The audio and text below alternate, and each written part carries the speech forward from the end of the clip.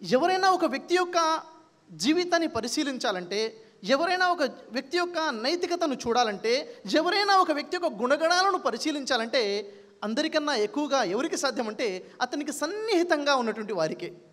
వారిలో ముఖ్యులు భార్య అని చెప్పవచ్చు. భార్య కన్నా ఎక్కువగా ఒక వ్యక్తి యొక్క రహస్యాలు మరెవరికి తెలుసుంటాయి. అయితే ఒకసారి ప్రవక్త ముహమ్మద్ సల్లల్లాహు అలైహి వారి సతీమణి నుండి ఆయిషా రజల్లాహు అన్హా వద్దకి కొంతమంది వచ్చేసి అడుగుతున్నారు, ఓ అమ్మా, ప్రవక్త ముహమ్మద్ సల్లల్లాహు అలైహి వారి గుణగణాలు ఎలా ఉండేవి, వారు ఇంటిలో ఏ విధంగా జీవితం గడిపేవారు, కాస్త మాకు తెలపండి అని అడిగినప్పుడు ఆయిషా రజల్లాహు వారు తెలియజేస్తున్నారు, ఏమి మీరు ఖురాన్ చదవరా అని అంటున్నారు. ఇన్న ఖులిక రసూలుల్లాహి సల్లల్లాహు అలైహి వసల్లం కానల్ ఖురాన్. మహాప్రవక్త యొక్క గుణగణాలు ఎలా ఉండేవి అంటే ఖురాన్ బోధనలకి ప్రతిబింబాలుగా ఉండేవి.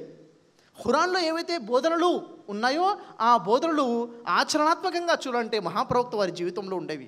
మహాప్రవక్త వారు ఏదైతే బోధించేవారో ఆ బోధనలు 4 గోడల మధ్య ఇంటిలో ఆచరించేవారు.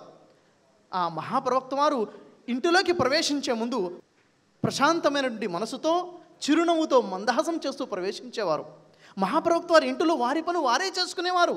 వారి పనిని వేరే వారిని చేయనిచ్చేవారు కాదు. మహాప్రవక్త వారు తన దుస్తులు తానే ఉతుక్కునేవారు. తన దుస్తులు చినుగితే తానే స్వయంగా తన చేతులతో కుట్టుకునేవారు. తన చెప్పు తెగిపోతే తానే స్వయంగా తన చెప్పులు కుట్టుకునేవారు. ఇంట్లో మేకపాళ్ళు పితికేవారు. ఇంటి పనుల్లో భార్యకి సహాయం చేసేవారు. చూసారా ప్రవక్త వారి గుణగణాలు.